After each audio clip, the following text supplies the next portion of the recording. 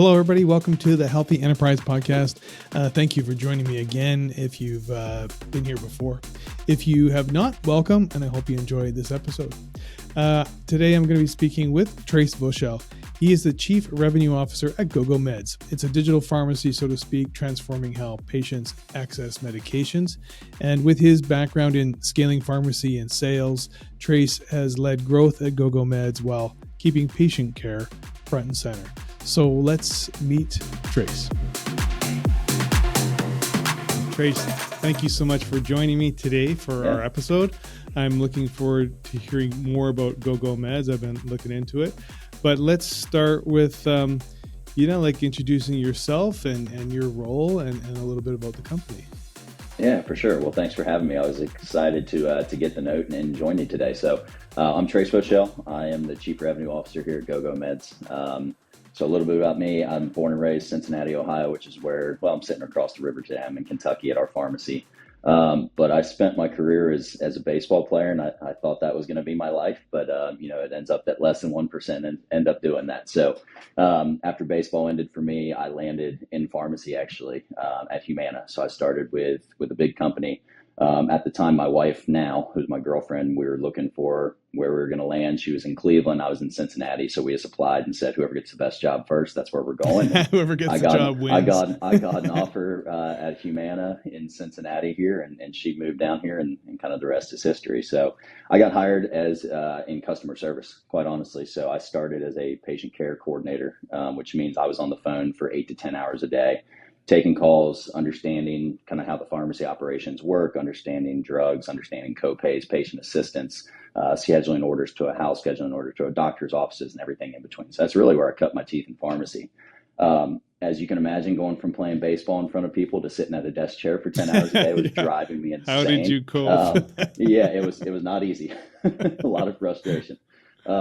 So what happened is at the time there was a really, really small team, probably not even sales if you consider it more promotion, at Humana for the specialty pharmacy. And I approached them and I just asked to say, hey, can I go on a field ride and see what you guys are all about? And did it, loved it. And said, hey, I want to be a part of this. And I got lucky at the time. The girl who was living here in Cincinnati was looking to move to Florida, and we were expanding to Florida. So I got added as the fourth person at the time. Oh, wow. Good time. Stayed there for 10 years. So over those 10 years, I moved from, patient care coordinator when I started to outside sales executive. And I covered all of Ohio, Kentucky, Indiana, all over the place. And as we continued to grow and grow the team, I was fortunate enough to work with good people who gave me opportunities. And I jumped into a national sales director.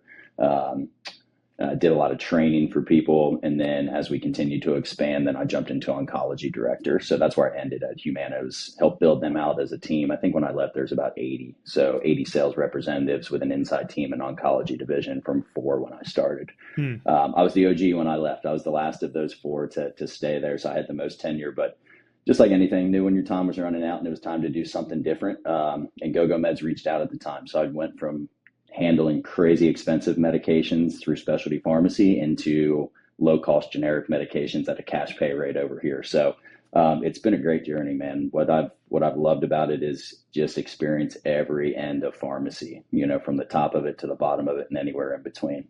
Just having that outreach to patients, understanding work with employers now, manufacturers, patient assistance program, like just getting to see everything that pharmacy has to offer and work with people that make the operations of it go or the funding of it go. It's been amazing. Didn't think it was going to be my career path, but I'm glad it has been. There you are. You never know where things are going to lead you, right? And pharmacy it's a complex environment too. Oh boy. Yeah. Oh boy, is it. And people, people listening or who even work with pharmaceutical companies or in some sort of relationship with them, it's even complicated for them. So, man, yeah, I mean, think about yourself getting a prescription, right? Anyone who gets a prescription and goes to a pharmacy counter and has to understand, why my copay is this rate, but if I ask for cash, it's this rate, or what a deductible is, and how the system's rigged in certain points to not understand it, unfortunately. And I think there's a lot of steps being made in that. But yeah, working in pharmacy is complicated enough. And then you get to the end user. There's points of it that are just downright sad, honestly. So there's a lot of good in pharmacy to make people healthy and provide treatments to better life or change outcomes, but there's a lot of frustrations in it too. Mm-hmm. And interesting that you started at the patient end of things, sort Yeah, of understanding their problems and their obstacles and challenges with all that as well. And you even had your own personal experience with it as well, right? I did. Yeah. So getting to work with people, I feel like I have a background of empathy. I think it was just the way I was raised. So to be on the phone, calling these people and having to state copays and seeing it on the computer screen before I had to pick up a phone, one, that was hard enough to do. I'd rather stand in against a guy throwing 98 miles an hour than make that phone call. Yeah. So that was tough. Yeah. But then myself, I was, when I started working at Humana, I was diagnosed with stage 3C cancer as well. So I did go Wow. through my own battle. I went through the entire process, and I had great physicians. I had great nursing, Yeah. everything. So, and I'm lucky. I'm past 10 years of remission now. So it was a fight, but it was one that I'm, fortunate to have come out on the other side of. But, I got to look at those bills, my fiance, my wife now. So we sat down, we looked at those bills, and we're like, how is this what healthcare is? How is this You know what I possible? mean? Yeah. Yeah, it's crazy. Yeah. It's overwhelming.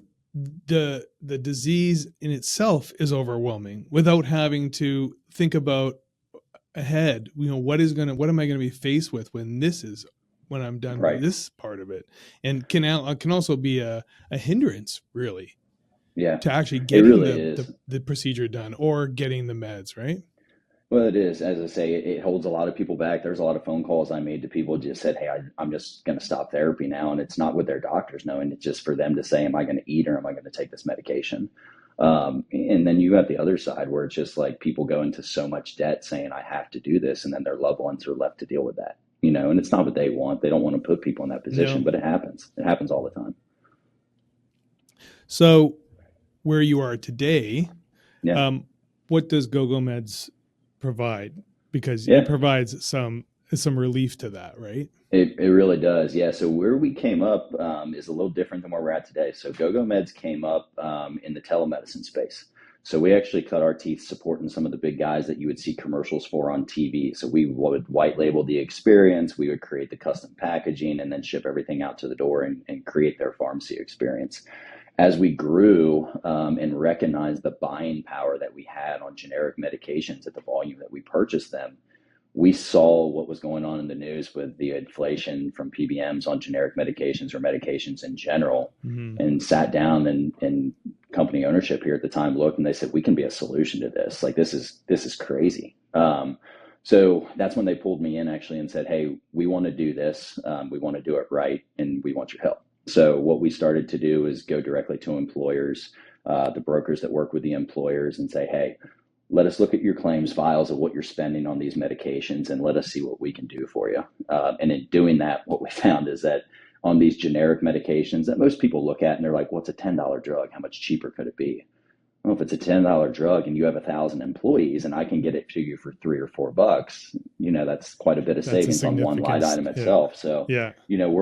we've been able to save our employer groups, anywhere from 80 life groups to, a couple thousand lives, over $100,000 on generic medication spend that they didn't know Wow. was possible. So, and the Wow. cool thing about that Yeah. is you're saving the company that money, and then up front, their members are paying zero for the drug now. They're actually assuming the entire payment for the drug because Is we can that save them right? that much money, and the employee at the front end is paying zero for it. So now they're getting a $0 medication. Wow. So, Now and that think becomes about it. a benefit to. It does. It's a new benefit. And so Yeah. for the employer, it's a recruitment tool, it's a retention Totally. tool, it's an employee satisfaction tool.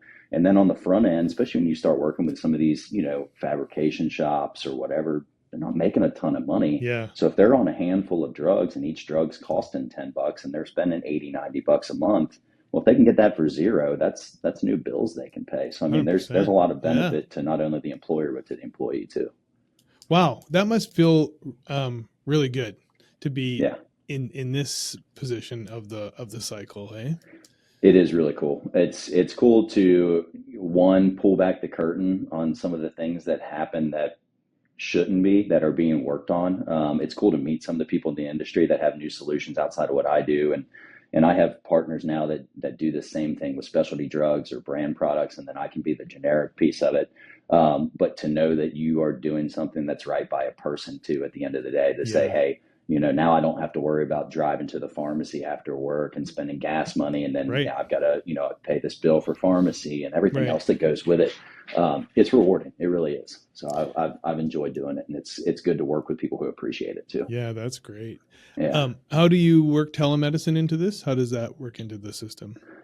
So with the employer groups, it doesn't as much. So Okay. telemedicine's its own standalone. So think of telemedicine as the groups that you would see commercials on TV for kind of like different lifestyle therapeutic areas, whether that be sexual dysfunction or longevity or weight loss or any of those. We'll work with them to say, hey, what's your plan of approach for marketing to the, your consumer? And then how can we build a pharmacy platform for you Hmm. to make it a more appealing way to go about healthcare than your traditional method. And then we just build out that pharmacy platform.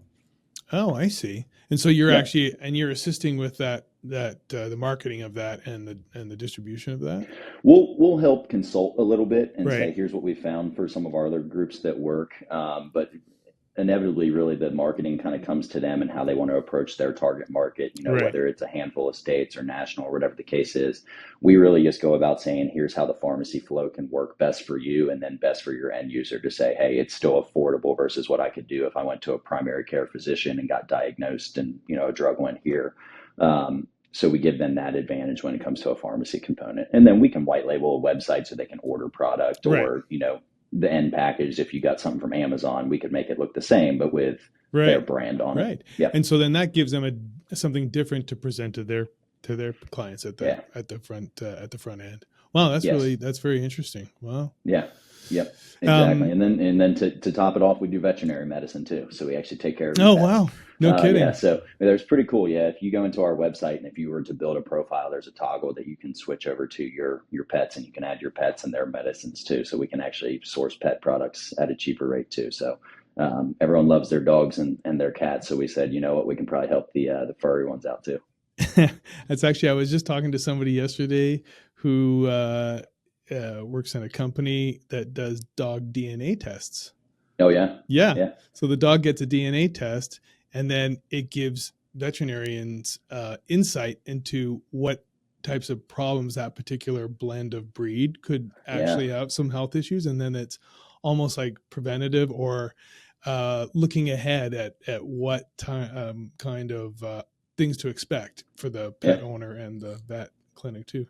Cool, Well, eh? I wish we'd have had that with our golden retriever, because he had just about every one. So it'd have been good to have a test like that. So Yeah, it's good, yeah. and also too, because sometimes you think you have a golden retriever, but you actually have a blend of a few things, and Yeah. so they're Yeah. how Yeah. and some breeds have some weaknesses over others, and so Yeah. yeah, that was interesting. So yeah, the veterinarian world is huge.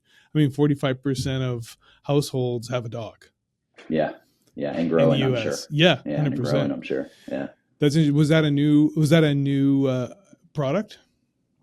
It's slightly newer. So it's probably just a little bit before we started doing the employer group outreach was when we came onto veterinary medications. Hmm. So yeah, probably a little bit newer. Telemedicine definitely being the oldest. And then really when I came on, it was the focus became, hey, let's help these employer groups. And then with my background, I actually Hmm. asked, because direct primary care is such a huge thing, or Yeah, concierge medicine now. yeah, And I said, hey, have we ever considered working directly with these direct primary care concierge groups? Because with my background and working with these guys, they leave the hospital system because they want to get back to actual patient care. yeah. And instead of seeing a couple thousand of patients by contract, now they're cutting it down to say, hey, I'm going to take 300-400 patients total. So then they can actually spend time in the room and caring for their patients. But what they leave behind is that downstairs pharmacy inside of a hospital, or whatever the case is. And now they're kind of reduced to saying, hey, now I've got to send it to CVS or Walgreens or whatever your local pharmacy is. Hope the patient goes there, knows how to get it for the best price, hope it's in stock, all of that. So I said, hey, we could actually go there and build them a digital experience where they just plug it on their website, patient create a profile, go in and order it at a rate that they make. Right. And then they have their own pharmacy experience instead of having to build one in house. So we've actually started doing that with some direct primary care groups too, which has been really neat and adds a benefit to their practice now. Isn't that interesting? That's a Yeah. great approach, actually. Yeah.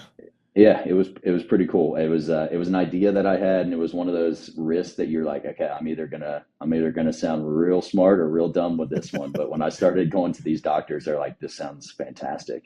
Because I mean, what it comes to is they get a smaller space, and if Mm-hmm. they want to have any kind of pharmacy, they've got to carve out space to hold the product. They've got to hire people to manage it. They've got to order the product, do inventory.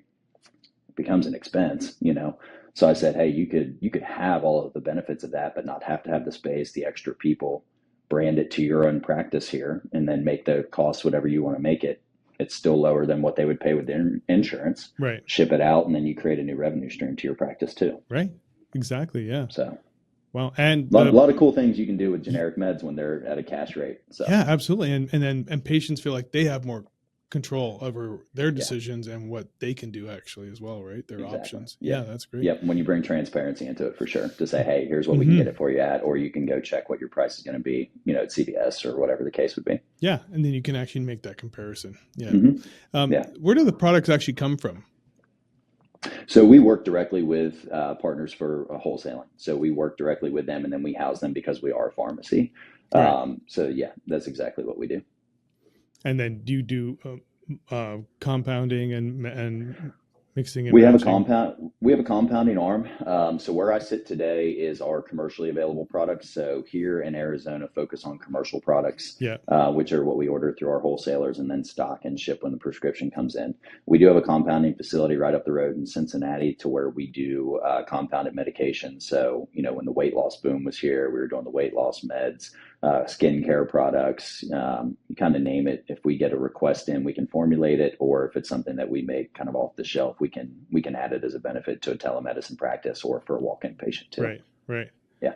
Huh, that's cool. And do you guys package them, custom package too for doctors as well? Is that what you said? Mm-hmm. Yeah. Yeah, we do custom packaging. So if let's just say that I had Nike come in, right, and I'm representing Nike Pharmacy, we could build the box for them. We could stamp their logo on the pill vial Hmm. itself. So create that custom experience to say, hey, yeah, I'm a consumer of them, and it's now it's kind of end to end. So yeah, we'll work with anyone. We can do your basic packaging if they're a startup company and just say, hey, you don't want to pay extra. Let's get out the door, build your brand, and then Huh, we'll very add some interesting. some customization. Or we have affiliates of ours that we work with that put confetti in the box. So we have people downstairs on the line right now that are pulling boxes, dropping confetti in there with their pills, and they open it and it's a party. So yep. Just get to make them burst into the Yeah, air. exactly. Yep. It's all about the It's a girl. experience. Yeah. Oh, that's really cool. That's really neat. So, tell me about your transition professionally from, how did you make that transition from your previous role into this? I mean, you're bringing a lot of experience with you from a variety of different uh, perspectives of the industry. So, how did you make the transition to GoGoMeds, and where are you at now? What's your professional trajectory? Yeah. The last one's a good question. I don't know if Okay. any of us ever know that. You know what I Yeah. mean? So the transition itself, honestly, was like I told you, going back to my the career just kind of coming to an end at Humana. I could have stayed there for a longer time, but it's just one of those ones that you're going to sit in the same place for a while, and that's just not me. Um, so when I came over here, I did it, and my wife and I talk about this pretty often. It's just like I couldn't really explain to her what I was coming over here to do. I knew it was a good opportunity, but I couldn't really like verbalize what I was going to do. So the honest truth is that I've got to where we're at now by failing a lot. Yeah. And I tell the employees that I have now in sales, be like, hey, you guys are lucky because I found out all the ways we should not do this by just falling on my face. Um, That's good for so people. That's good for people to hear, right? Because it the is. expectation is that there is, when you see somebody in a position or a place of leadership, you assume that it was smooth, They did it right? They gracefully. did a Yeah. really great job. Well, it's because he's really smart, and it's because he has this, and he has this education. Yeah. But in all actuality, we're all just failing every other day Yeah. and learning from that mistake, right? So Yeah. that's great that Exactly. you're sharing that with your teams along the way. Yeah, I think I don't know if it's the grit, determination, or just overall stubbornness that I have, but and a lot of it, honestly, I think being a baseball player, right, as everyone Yeah. says it, but you get 3 hits and 10 at bats and you're a hero, right? Well, Yeah. I've failed probably more than that three, that 7 out of 10 times, but we figured out the right way to do it, and that's what's the most important. So, whether it be to you start doing different things. So, one thing I do now, there's a guy that I've become friends with. His name's Sims Tillerson. He does a lot of coaching on social selling. So Mm. what I'll do now is, instead of sending an email that's going to hit a spam box or get deleted or whatever the case is, I'm going to send you a direct message of a video of myself on LinkedIn. So instead of just saying, hey, I'm going to be the same DM that you get every day, now you're going to see my face. I'm going to be talking to you. And the response rate is like 20% versus a It's so 1% much usual better. return on cold call. So Yeah. it's just being willing to be different and put yourself out there, knowing that you are going to fail.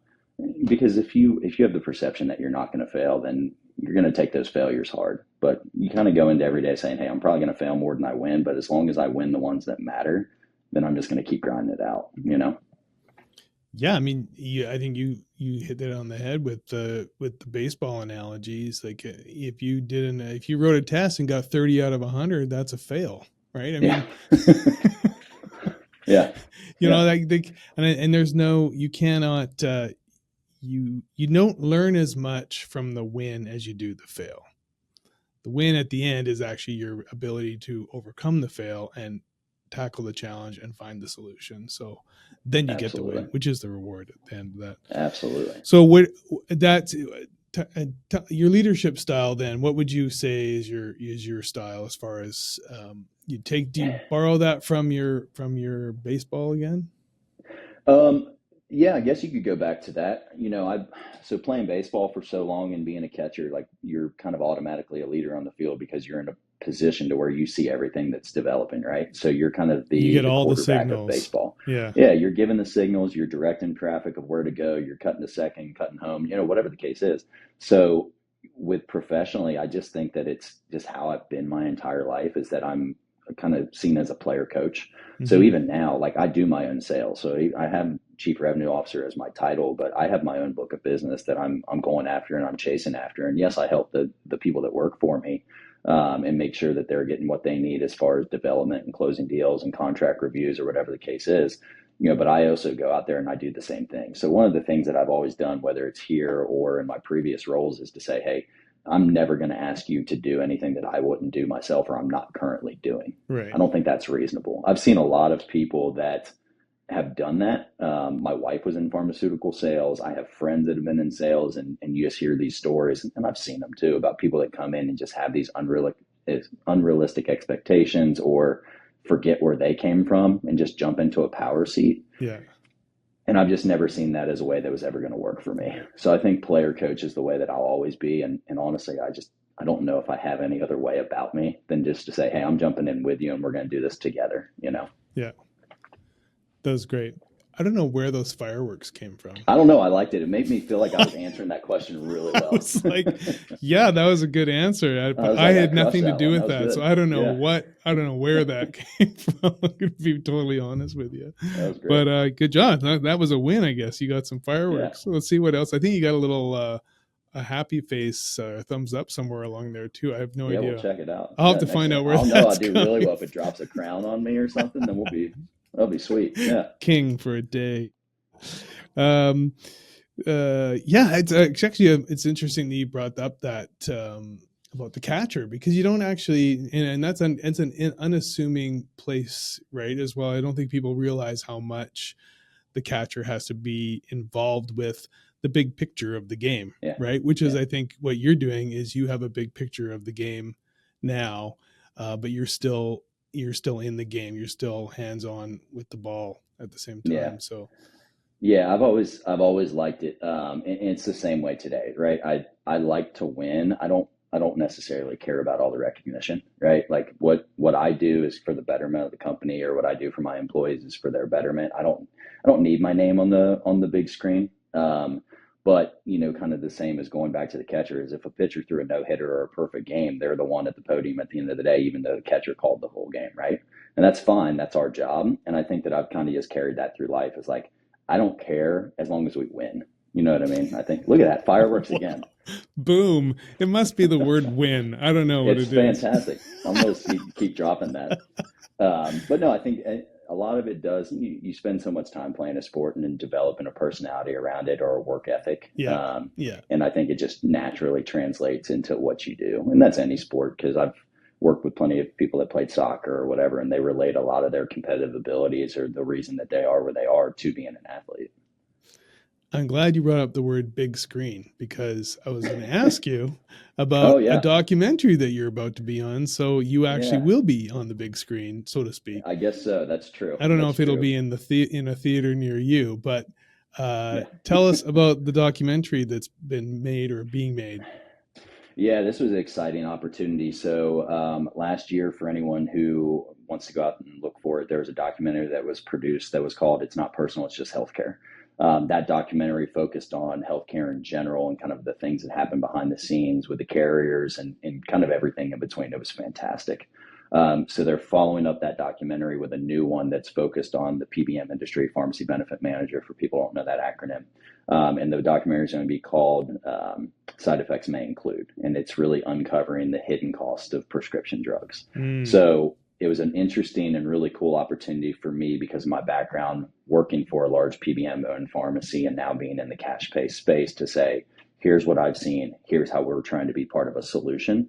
And I'm not going to give any kind of details out because I'd love people to go watch the yeah, documentary, but there's going to be absolutely. some really, really cool people that come on and talk about some things that everyday consumers probably wouldn't see or understand, but peel back just exactly what these costs, where they come from, how they're being addressed, how we have solutions that are geared towards them. But also, if you're not willing to make a change, nothing's going to change. No. You know, the big insurance companies are not going to change making a profit and raising their premium. Premium equals, profit, right? They're not going to Yeah. change that and keep lining their pockets unless we do something that's outside the norm.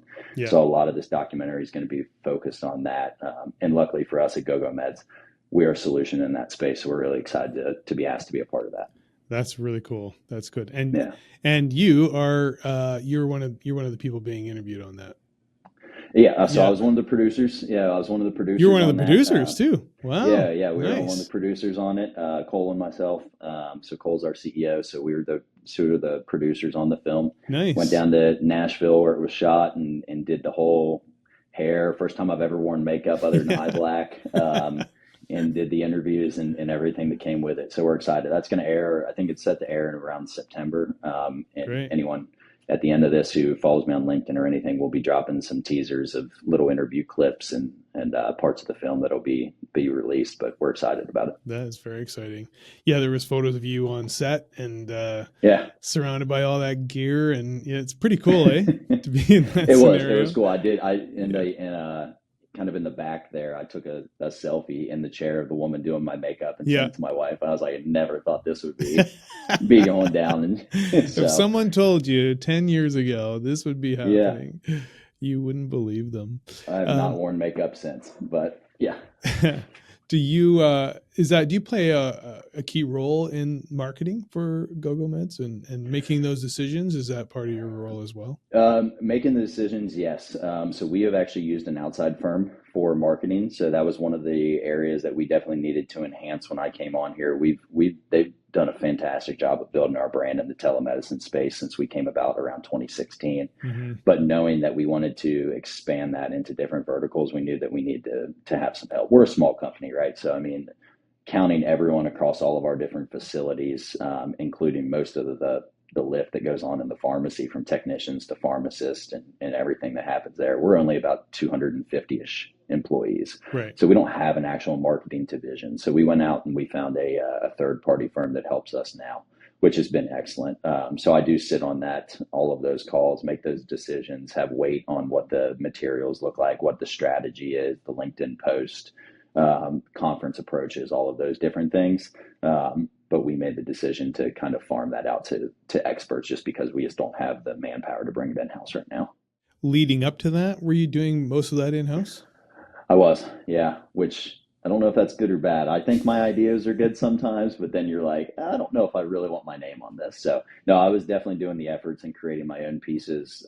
It was one of the things I was actually excited about from coming to from such a large 50, 60,000 employee company at, Humana to a Right. smaller one where I could walk down the hall and my compliance officer's there. And I said, hey, is this compliant? Can I get out there? And they give me a thumbs up in a day. Where at a large company, I'm waiting, 5 months, and Yeah. then the time's passed. Yeah. So that's been great, and that turnaround time's still great using this third party. But yeah, they took it out of my hands, and I'm not mad about that. You're still you still on it. You're still on part of Yeah, it, but yeah, so when that's an interesting point in a company's growth is when you actually have that opportunity to hand all of that over to and outsource it, because what you're doing it in house, when you're doing it in house, it is something that everyone has to kind of more or less share the load, right? hmm So yep. it's an interesting point. How did you come to the conclusion that it was time to make that jump? Because it's a big decision. It is a big decision. It's an investment, for sure. So where we kind of came to it was just timing around everything. So, between my day, Cole's day, our CEO, when you have a smaller shop like this, our time is kind of spread thin as it Mm-hmm. is. And then to say, hey, we're not going to grow without an actual marketing effort, understanding how to do paid LinkedIn ads, understanding how to build your social media presence over all the other different outlets that you have, among just making pieces that a team can carry to a conference. It was a pretty easy decision for us, and kind of a long time coming, when we said, okay, now we have an established sales team, we have to have something that we can arm them with that makes sense to all the different verticals. Because if you're looking now, we have telemedicine, then you have self-funded direct primary care and veterinary medicine. You have 4 or 5 verticals that you're chasing. Like, you can't just have one piece that tries to blanket all of those, because they're all so different. Yeah. In bringing in expertise that's outside, that says, hey, we work with people that focus on all of these, and here's what's working already.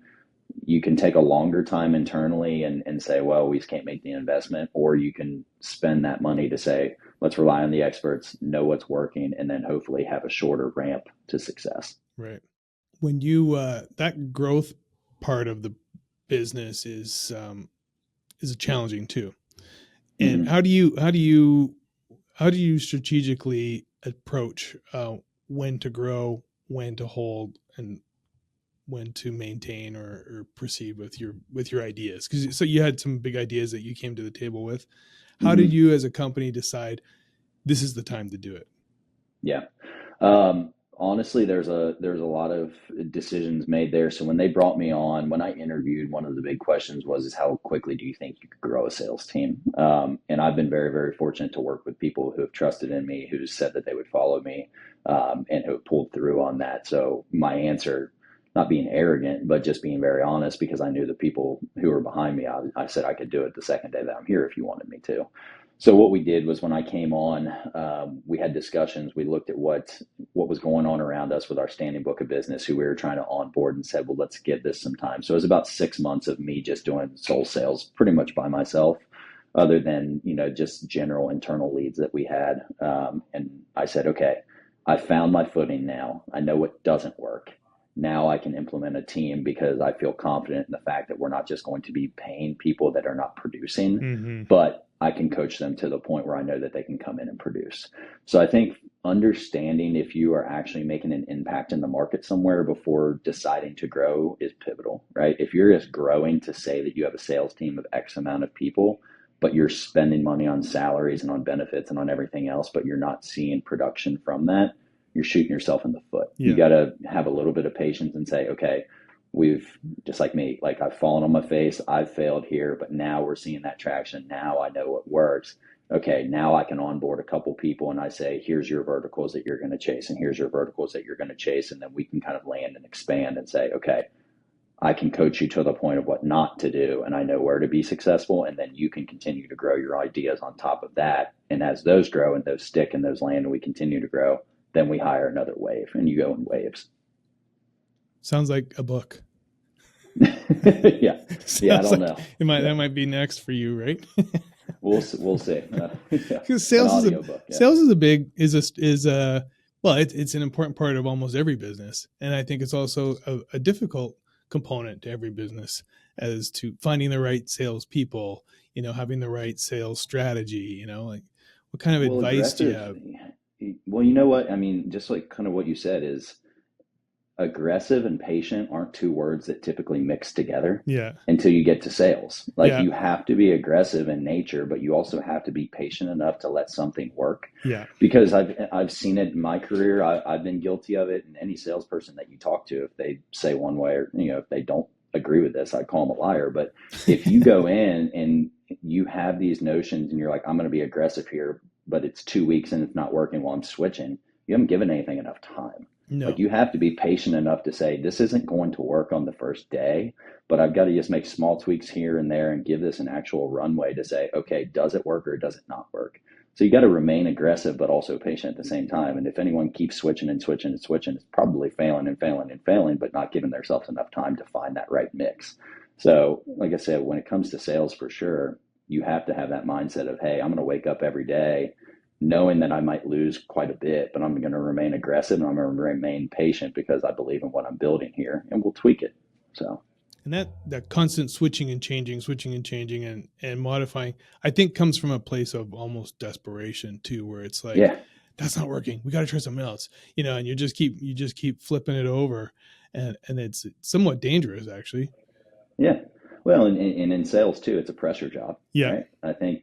I really do think, not that I think every athlete's going to be the best salesman or, other people aren't capable of it, but I think honestly, from having the career that I've had, knowing the people that I know, is athletes are typically successful as salespeople because we're used to pressure, right? Like Right. this is a Right. pressure That makes job. sense There's actually. Yeah. expectations that you're Mm-hmm. going to produce, and it's just going to be like, okay, well, yeah, I'm going to fail, but I'm going to produce. Like I'm confident in myself. I'm going to press through, and it's just like if you can't take that pressure and knowing that you're going to fail but remaining aggressive, like that whole mixture, that probably not made to be for in sales, and Right. it's just kind of what it is. That's a good point. Probably, and then also the teamwork Hmm. mindset too, right? Absolutely. Yeah, I love working in a team for sure. Yeah. Absolutely. That's why I played team sports. Yeah. I didn't want to air how bad I was on my own. I'd rather hide myself among 9 other guys in the lineup, right? So And then, but everyone's really good at their own individual yeah, position, place, what they're supposed to be absolutely. doing, but they know that it doesn't work unless everyone's doing their own thing and working together with the same goals, right? Well, I think so, knowing when to pass that off, right? Knowing when to make that introduction into a call. So, I mean, I do it all the time. One of the biggest things I believe is that you're going to lose from the beginning if you'd rather come up with your own answer rather than pull another expert in, Mm. right? So if I have the option to say, hey, I don't know the answer, but let me follow up with you because I'll walk down and ask my VP of operations the exact answer here, I'm going to do that instead of saying, well, here's what I think. Yeah. And then I sign a contract and we go into onboard and I'm like, hey, guys, sorry, I had that wrong. That might be detrimental to their entire process. That could be a deal breaker. Yeah. Yeah. So if you use your team, that's when you win, right? I mean, just like any sport, the best teams that you see are the guys that mesh the best together. It's not always the most talented. Yeah. So it's a matter of knowing who's a producer in what situation. Talking about team, what's your culture, your corporate culture, about, and how do you support that and reinforce it? Yeah. Yeah. So even going back to Humana, one of the things I was most proud about was the culture that we had built together. Myself and a couple other managers specifically had kind of a different interview process that we had introduced, and just said, hey, this is going to be a part of us building the teams that we want to have, not necessarily based on someone who has the best piece of paper in front of me, but you're going to be vetted out first by the team that I already have in place. So we actually started, what we would do is during the interview process, we'd look at resumes and then we'd get a team together that we were managing and said, hey, here's some resumes. You guys pick 5 that you think look the best. And then you're going to interview them first before I even talk to them. Because one, you can look at a resume. You're smart enough to know who could do this job because you're doing it today. And Right. 2, I want to know that if we go to meetings together, if we have calls together, that you guys can mesh and bounce stuff off of each other based on this interview before I talk to them and say, hey, here's only 2. I'm going to give you guys some choices. So they were making those choices and paring it down to 1 or 2 people. And they would all say, hey, we don't care who you hire now. We could work with any of these guys. And we built the culture based on that. Coming over here is a lot different because it's not as big of a team. But what's great about this place is that everyone's been here for a while. When you come to a place and you come to a company that people are tenured, there's a reason behind that most of the time, right? So when I walk down to, our VP of operations, who's been here 9 or 10 years, our director of technology and integration started here as an intern out of college and stuck around. Like, Wow. people come and stay, and there's a reason behind that. So even now I put a sign on my door that says video recording in progress, because they'll be out there walking around the halls, like talking to each other, laughing and everything. And that gets everyone through the day, but it also lets you know that you can rely and you want to come to work. So culture is a huge piece of it. If you're not excited about who the people, that you're working with are, it's going to be hard to stay motivated in your own job. Are there things you guys do as a company to, I don't know, to continue building that culture, inside the office and out? Is there... Yeah. So we'll do company outings here. Yeah. We've got one coming up at a big gaming and go-kart place, which my little boys are amped about because they get to go to that. So you get to see everyone outside the office there. We have a ton of people here at this office that are big FC Cincinnati soccer fans and season ticket holders, so they go to games together. Nice. I'm not a video gamer, but I know there's a bunch of the guys who do development here that video game with each other after work. So just like, it's kind of the same as like when I played baseball, right? Like you had your game, but then afterwards you're like, all right, we're all going out together, or we're going to work out, or we're going to the party together. It's kind of the same here. Right. And I think that's what's pushing the trajectory that we're on as a company, is saying, hey, everyone's on the same pace. Everyone's on the same page here. And even if we get things wrong, you've worked together long enough, or you know each other well enough to say, it's fine, we can fix it. Let's just kind of sit down and see what we got to go about. And it's something you have to have happening at the top, because that trickles down, right? It does, yeah. And it's just like anything, right? Pressure trickles from the top. Success from the top. It's a top-down approach. Toxicity, 100%. Yeah. 100%. Yeah. It's unfortunately, I think everyone's felt that, is if you're feeling pressure and any kind of toxic approach, it's usually coming from the top down, and then the person that you might have known or trusted or whatever, they start to change their approach because then the next person up is. It's just, yeah, toxicity is another one that really comes down heavy. Yeah, does it ever? I was talking to an angel investor, Kevin Scanlon, and he said that they look for strong teams when they're looking to invest. They'd rather invest in a second-rate product if it had a first-rate team, and not the other way around. And so, it is something that I think most companies strive for, but they don't always hit the mark. Yeah, absolutely. And that's for a variety of reasons, but I think any kind of insight, which I think what you've provided is really helpful to hear how you've developed that culture of success, but also a culture of winning together, right? Yeah. Yeah, I think the other thing that you see a lot too, especially at the top, is going outside, right? There's a lot of people that'll go outside the organization instead of saying, hey, I'm going to trust in this talent that we've developed to pull them up and give them a chance. Right. And then they go outside and just say, hey, well, this person's doing this at this company. Okay, well, what's their culture like over there? Are their processes the same? Like, what do they believe in as far as managing a team goes? Like, because if you come in and you say, hey, this person's done everything on paper, well, we all know that doesn't always mesh out to say, okay, well, paper's one thing, but if you're coming into a new company, we're writing on different paper now. So. Yeah, good point. How about AI? Are you guys dipping into AI right now? Are you experimenting with that, even if it's at the admin level or? Yeah, for sure. So I think everyone's getting into AI at a certain aspect. Yeah. The one thing I think, especially in sales, that you got to be careful with AI is just remaining a person. AI is going to have its place. So for us specifically, if we're looking at the actual operations of a pharmacy, from reporting structures or on our website for chatbots or anything that we can answer simple questions and kind of automate some processes there, it's got its place for sure. For me in sales, the one thing I kind of caution against is that you're probably the same way, right? You get on LinkedIn, you can get a DM or your email box is flooded and I can read it right away. I'm like, okay, that's AI. Like, that's not a real person. That's not a person. And you get caught in that, especially from an automation being like sales. Okay, I got to get all my numbers up. Yeah, but if you're not coming to me as a real person, guess what's happening?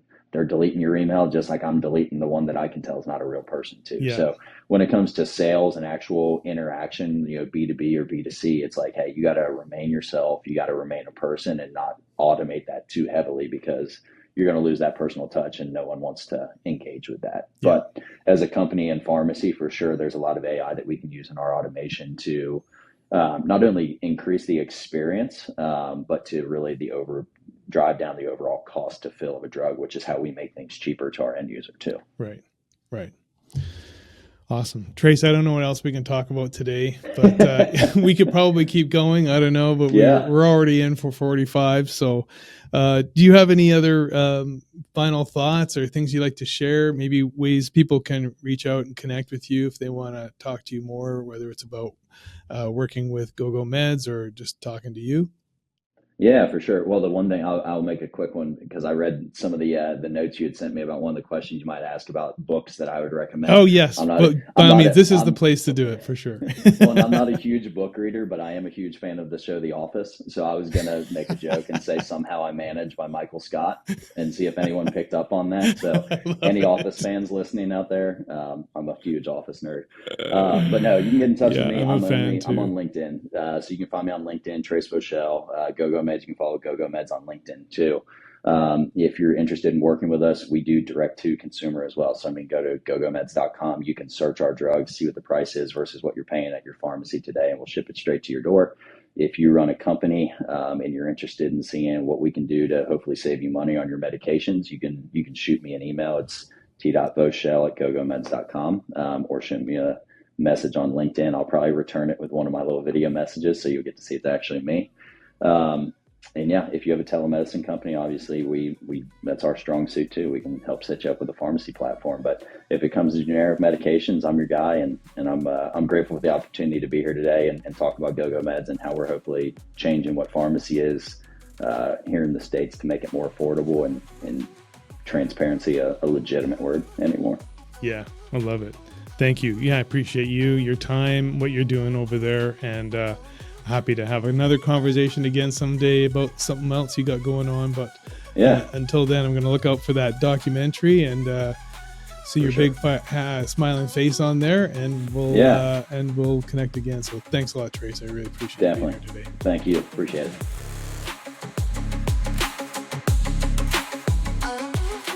All right. So that was fun listening to Trace's unique path from baseball to pharmacy leadership, and how GoGoMeds is working to really simplify a very complex pharmaceutical system and make medication more affordable for both people, pets, and businesses. So very interesting. They've got a great business and a lot of growth ahead of them.